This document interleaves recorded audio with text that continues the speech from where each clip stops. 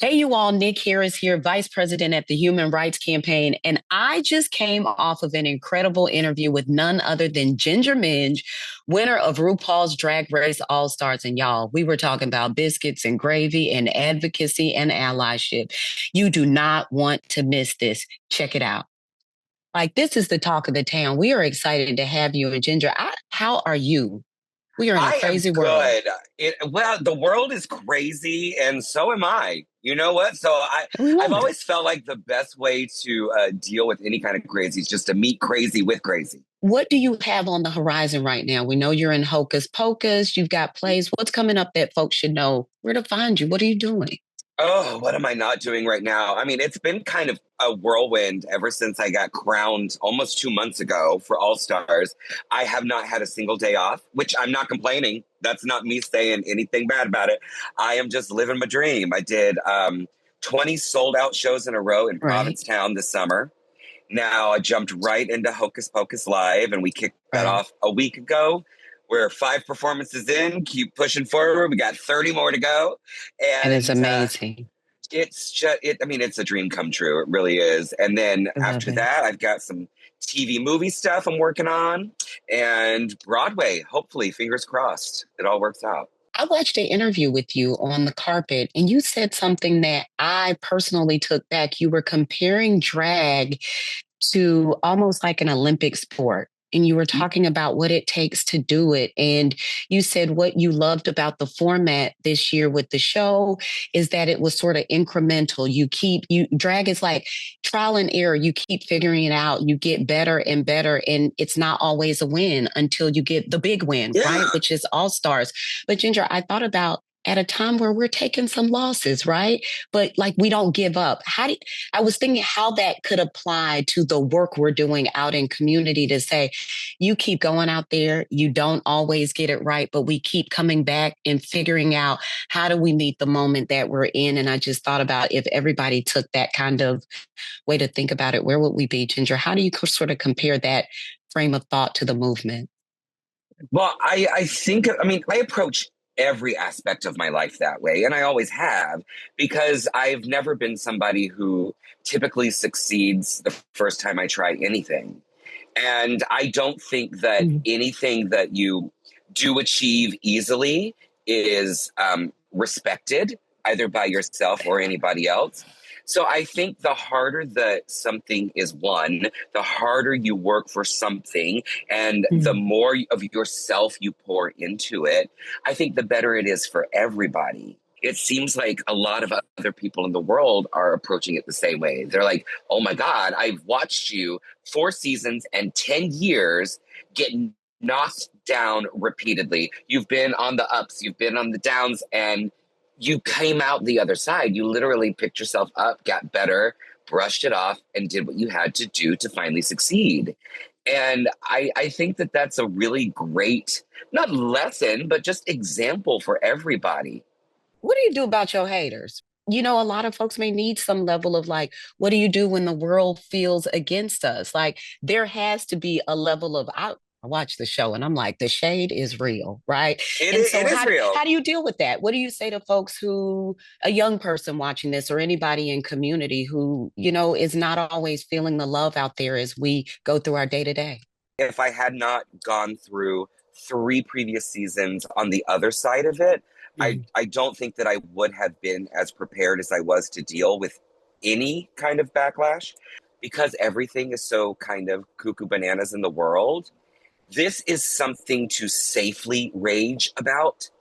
It feels like people are finding things like reality television or any kind of competition or anything that doesn't have the highest of stakes when it comes to like overall effect on the world to really delve into and get all of their emotions about everything else going on out. Every single girl on the cast was getting shredded and torn apart, and not in like let me critique you because I don't like your outfit kind of way, but more of a I hate everything in the world right now, and I'm going to put that on you. So Wow. once I kind of came to terms with that from the jump, I it was a lot easier to get through the season. Mm. because I realize like a lot of the anger is misplaced, and I'm guilty of that myself. Many Okay. times throughout the years, I have definitely misplaced my anger. But, that's the joy of being a 41-year-old neurodivergent queer person. Come You've on. been through it all and you've learned a lot about yourself. So it's easier to understand and see those things in other people. Right now, so much focus on America, which is why we're doing the American Dreams tour. When you hear American Dreams, what does that mean to you? Me, somebody who literally came from nothing, Mm. nothing, and had no example. There was nobody like me on television or in any kind of media. And I felt like I was so isolated and alone. So to be able to curate who I am and who I've become and share that on a global level, that's the American dream. What would you say to young folks coming through when you think about what your own journey was? Just like hang on and we got you. When I was 16, 17 years old, we got Mm. our first and only gay bar in the little town I grew up in. It lasted for all of the year, but I knew that I looked enough like my cousin's fiance's ID if I put on a wig. So that is the first time I ever did drag, was simply to get into the gay bar.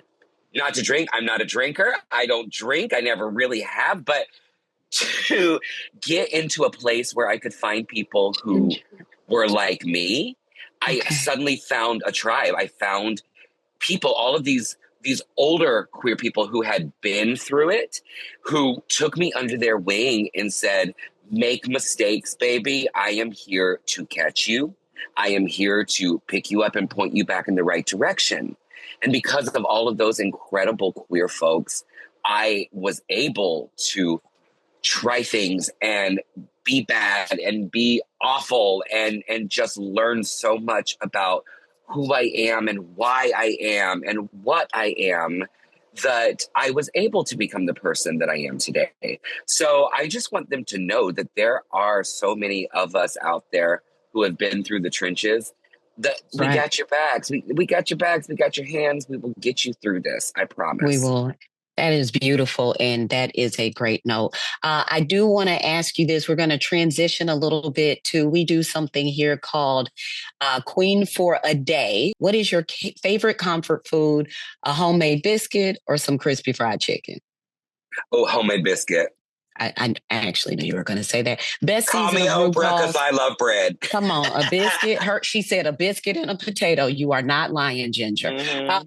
Ginger, best season of RuPaul's All Stars, season 7 or season I think of All Stars, it will always be All Stars 2. All Stars 2. Okay. I don't think you will ever beat that season with any season of Drag Race. It is so Okay. good. I'm very proud to be a very small part of that one. Oh, come on, just a little bit. um, Favorite Alphaba, Adina or Cynthia? Cynthia, but my very favorite is Sekan Sanglo. Come She on. she was the very Okay. first woman of color that played Elphaba on Broadway as an understudy, and I had followed her as Mimi on the Rent tour for years. So I literally Wow. like I packed my bag and I flew to New York and I saw her very first performance, and she was insanely good. Favorite movie featuring a drag queen? The very first time I saw RuPaul was in the Brady Bunch movie. And my mom took me to see it specifically because she knew RuPaul was in it. And she wanted me to kind of see Oh, what a a queer beautiful person. moment. That was a very like transformative moment for me and my mother. As silly as that movie is, it still holds a very special place in my heart because of that. Well, I thank you. I couldn't leave without, coming in here and doing a little bit of HRC. We'll make sure we get you one of these with our sign on it. Yes, Is there please. anything else you want to share with folks right now that I may have Um, missed? No, I mean I'm an open book and I'm always busy, so I'm probably coming to a town near you. Just go to my social media, give me a follow, and we'll link up. We'll be gay. We'll do crime. We'll fight this all together.